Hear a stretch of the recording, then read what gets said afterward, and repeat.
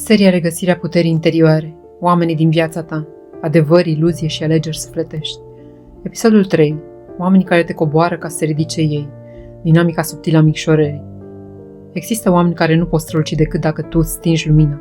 Oameni care nu se simt în siguranță decât atunci când tu te îndoiești de tine. Oameni a căror stimă de sine depinde involuntar de capacitatea lor de a te micșora.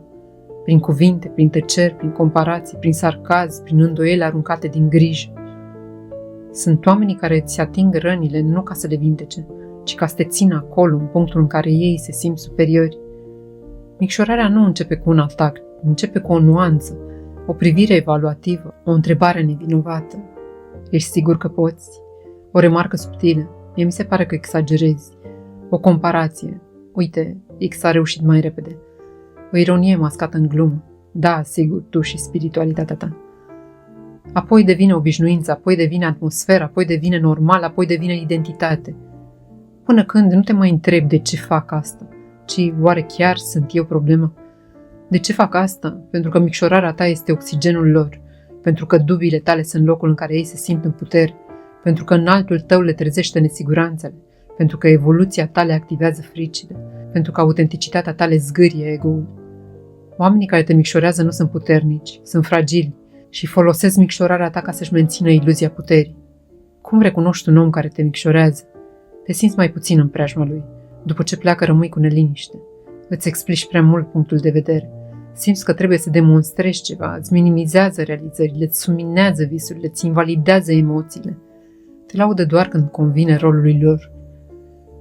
Micșorarea nu e vizibilă. Este un proces energetic. Este o diminuare lentă, tăcută, aproape imperceptibilă. De ce picăm în dinamica aceasta? Pentru că o parte din noi încă caută validare, pentru că încă vrem să fim înțeleși, pentru că încă sperăm că dacă ne micșorăm puțin vom fi acceptați, pentru că încă nu ne-am învățat valoare. Adevărul crud, oamenii care au nevoie să te micșoreze nu vor accepta niciodată varianta ta înaltă. Micșorarea lor este un test al maturității tale sufletești, pentru că vine un moment în care realizezi că nu te-ai pierdut pentru că ai fost slab, ci pentru că ai fost bun, pentru că ai fost deschis, pentru că ai sperat în potențialul lor, nu în realitatea lor. Și există un moment de trezire, un moment care nu e dramatic, nu e spectaculos, nu e furios, este doar clar, o claritate calmă, o liniște care spune: nu mai pot micșora cine sunt ca să încap în viața ta. Cum te eliberezi de dinamica micșorării? Nu prin confruntare, nu prin justificări, nu prin răzbunare, ci prin 3 adevăruri simple. 1. Nu mai cauți validarea lor și brusc nu mai au putere. 2. Nu le mai explici cine ești și brusc nu mai au control. 3. Îți ridici vibrația la locul ei natural și brusc nu te mai pot atinge.